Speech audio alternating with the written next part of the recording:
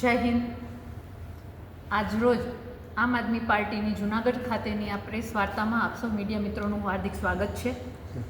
મારે આપના માધ્યમથી ગુજરાતની જનતાને કહેવું છે કે શ્રી અરવિંદ કેજરીવાલજીએ આમ આદમી પાર્ટીનું સદસ્યતા અભિયાન ગુજરાતની વચ્ચે મૂક્યું છે, ગુજરાતની જનતા વચ્ચે મૂક્યું છે।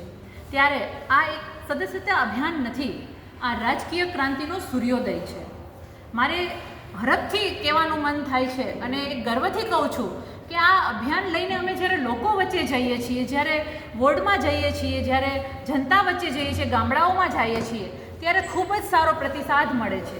આ ક્રાંતિની લડાઈ છે, આ ભ્રષ્ટાચાર, ભય, ભૂખ અને ભ્રષ્ટાચારથી ત્રસ્ત જે ગુજરાતની પરિસ્થિતિ છે, જે જનતા પીડાઈ રહી છે, આ સૌનો અવાજની આ લડાઈ છે। ત્યારે હું ગર્વથી તમને કહું છું કે ભાજપના કેટલાય નારાજ કાર્યકર્તાઓ, ભાજપના એ પેજ પ્રમુખો આમ આદમી પાર્ટી સાથે જોડાઈ અને પેજ લીડર બની રહ્યા છે।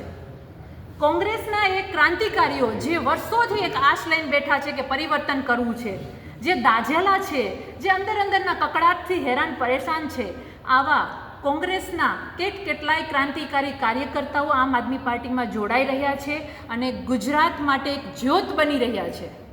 જનતાનો આવડો મોટો પ્રતિસાદ અમને મળે છે। અમે જ્યારે જઈએ છીએ ને ત્યારે ત્રાહિમામ પીડિત જે જનતા છે, સર્વ ધર્મ, સર્વ સમાજ, યુવા, મહિલાઓ, બેરોજગાર દરેક લોકો આમ આદમી પાર્ટી સાથે જોડાય છે અને આમ આદમી પાર્ટીની વિચારધારા સાથે જોડાય છે।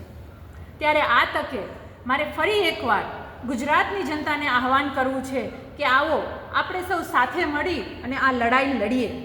જનતાના જે આશીર્વાદ છે એ અમારી તાકાત છે। આપણે સૌ સાથે મળી ભય, ભૂખ, ભ્રષ્ટાચાર સામે ગુજરાતને બચાવીએ, આપણે ભાજપને ભગાડીએ। આ લડાઈમાં સૌ સહભાગી થવા માટે હું આહવાન કરું છું, કારણ કે લોકો પરેશાન છે। ભાજપ અને કોંગ્રેસની મિલીભગતની રાજનીતિથી લોકો પરેશાન છે, આ માસિયારગીરીથી લોકો પરેશાન છે, ભાજપના અંદરના ડખાથી લોકો પરેશાન છે।